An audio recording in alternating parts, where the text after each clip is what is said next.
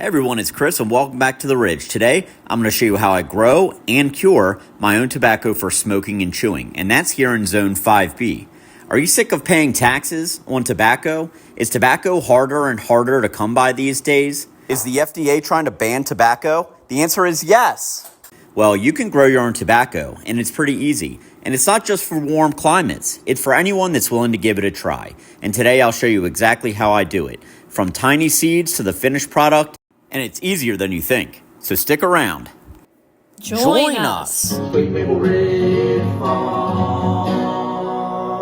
Come on down, everybody. Go! All right, everybody, welcome back to the channel. We really appreciate you all watching and liking and subscribing and all that stuff. So growing tobacco is really easy, and we're in the Appalachian Mountains, and we had no problem growing it. The first thing you need to do is get yourself some tobacco seeds. Now, I got mine online from leafonly.com, but you can get them anywhere you want. Getting the seeds to germinate is by far the hardest part of growing tobacco. Once you have your seedlings started, it is a breeze. Tobacco plants grow like weeds, in my opinion. The reason it's hard to get them to germinate is because the seeds are as small as a grain of sand. So if they're in any way buried in soil, they're not going to get the sunlight, they're not going to get the warmth, they're not going to get the water, and they won't germinate. So you have to use seed sowing mix. It cannot be potting mix. It has to be seed sowing mix. You can get it at Menards and you can get it at Lowe's. You can get it on Amazon, but it has to be that. Do not be tempted to get potting mix, garden soil, or potting soil, or anything like that, because I promise you the seeds will not germinate. You can only use soil starting mix. Trust me, I know from experience. Next, these are the 3 mandatory items you need. First, you need a seed starter tray. Don't get the one that is made out of peat moss where the trays are biodegradable, whatever. No, these need to be plastic. You also need a spray bottle that has a fine mist setting. And finally, some grow lights. And you can see the ones that I got off of Amazon. They work just fine, and they were under $50. Do not think that you're going to get these seeds to germinate just from sun shining through a window. That's not going to be enough. It's not going to work.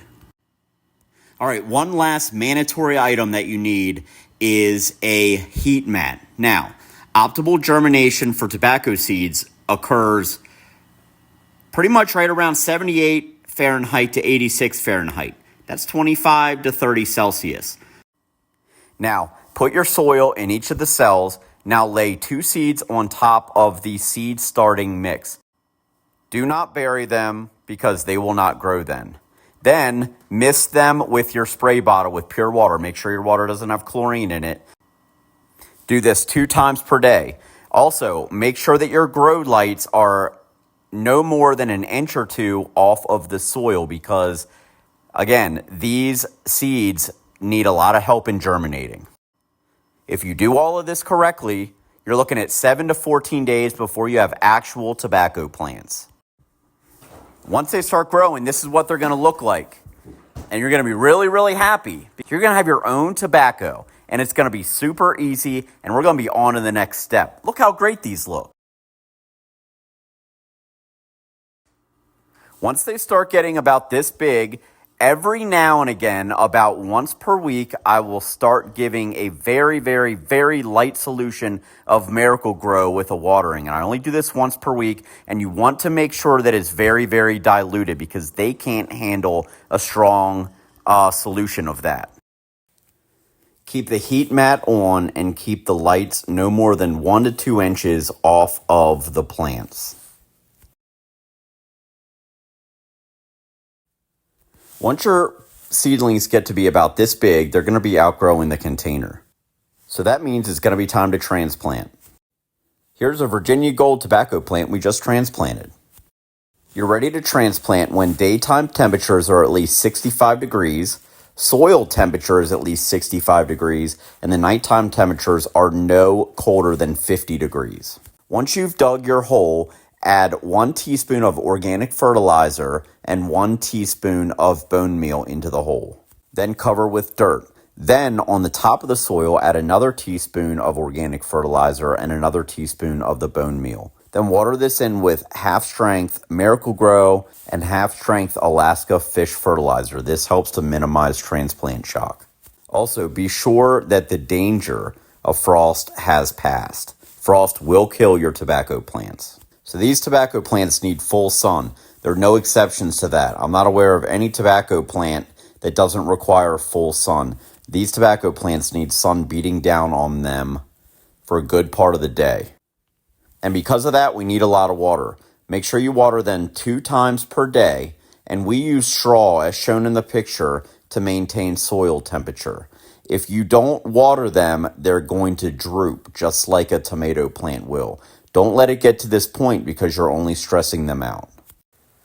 Not a lot of things are going to kill these tobacco plants, but slugs will, so I want to mention that really fast. Last year was a really bad year for slugs, and we've heard from other people that they were having slugs invade their garden also. So you can see the white powder that we sprinkled around the tobacco plants, and that's diatomaceous earth. We sprinkled around that around each plant in hopes that it would kill the slugs, and diatomaceous earth is typically used for that, but we didn't have much success. You can see the plant where there's little holes in the leaves. That's from slug damage. The slugs, they crawl up the stem and they will eat the plants. At least they have with us. So we Googled and found that Sluggo was a possible cure for this problem. So we bought some Sluggo granules off of Amazon and we sprinkled them on the ground right below the tobacco plants, and that seemed to take care of the problem. Your tobacco plant should start to be looking like this. So what you want to do in order to make sure that they get the nutrients that they need is to sprinkle on the soil right by the stem 1 tablespoon of bone meal and 1 tablespoon of organic fertilizer. And then sort of massage that into the soil. Then you want to water that in with full strength Miracle Grow and full strength Alaska Fish Fertilizer. I mix that up in a watering can and then water in the bone meal and the organic fertilizer. So if you follow these instructions, well, your plants are going to start looking like that. They'll start to grow stalks and flowers, where you're going to have a stem start coming up with a flower pod start to form. Now, you're going to want to break that off. Let me show you that. So you need to break off the stalk that produces the flower. The reason why we do this is because we want it producing tobacco leaves, and we want it putting all of its effort into making big tobacco leaves, as shown here. We don't want it putting in effort to make flowers or seed pods. So you have to break that stalk off, and you can see what it looks like once you've broken it off. Now, you need to find your best tobacco plants, the best specimens that you have, and allow one of them to flower, because that's where you're going to get the seeds for next year. If you allow one of your plants to flower, and I would suggest picking the best one, you never have to buy seeds again. Next, if you're doing this right, your tobacco plants will continue to try to grow stalks with flowers on the end of it continuously. So you are going to have to watch these plants and break off any sign of any stalks where they're trying to grow flowers or seed pods. It's harvest time, everybody, but you don't want to harvest too quickly. You want to make sure that they are ready to be cured in your shed or your garage or whatever. So this is what we call the crocodile markings, but that is not what you want. You want to let it go a little bit longer than what we have here. So what we have in the next slide is what you want it to look like when it's time to harvest. All right, so this is what we have so far. I'm just picking the stuff that looks like crocodile. It's supposed to be unseasonably hot the next couple days. And so I figured, why don't we use that heat to our advantage and all that. So get some really nice, the camera's really making this look green, but this really is gold. Nice golden color. So a couple of things are eating on it, but that's another reason why I sort of want to get it picked. So we're going to keep on getting it. All right, so another reason I want to just go ahead and pick this is because it's looking a little bit rough, y'all. This is Canadian bold, this, and then like the next like 5 plants.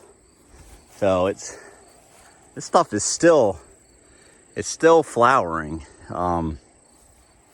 It's definitely taken longer to, we're gonna pick those actually. I'm just cutting these. It's taken a lot longer for the Canadian bold to start to yellow. The stuff that was in the garden that we just picked, all that right there, is Virginia gold. And that stuff obviously is looking good. So any of this crocodile stuff, we're just gonna go ahead and pick it. We're gonna wash it.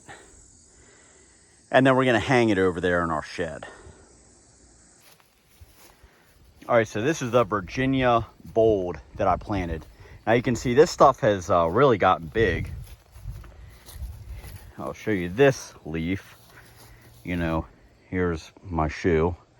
So gives you an idea of just how big these leaves can get. But you can see they're starting to get that rust on there. I'm not really sure if they're 100% ready yet. They're starting to turn yellow. They have that crocodile look to them, but I don't want them to get any more disease than what they already have. So I'm probably gonna pick the ones with the rust on them. On the other hand, this Virginia gold, these are all full of seeds. You can just hear them rattling in there. I'll try to pick that. All right, so there you go. See, each and every one of those little brown things is a seed. So look how many, each brown thing, pod, I guess, holds, I don't know, like thousands of seeds probably. But, all right, so now what I'm gonna do, is now that we have all this, I'm gonna take this back to the house. I'm gonna spray it off. And then I have a bunch of metal wire and we're gonna hang it. Stick around. All right, so I have it all laid out here. Some definitely more gold than others, but that's all right because we're just learning. Some of this looks, I think, really good. We're just gonna wash it off real quick. We're in a drought right now, as you can see the grass. So we're gonna not use too much water for this.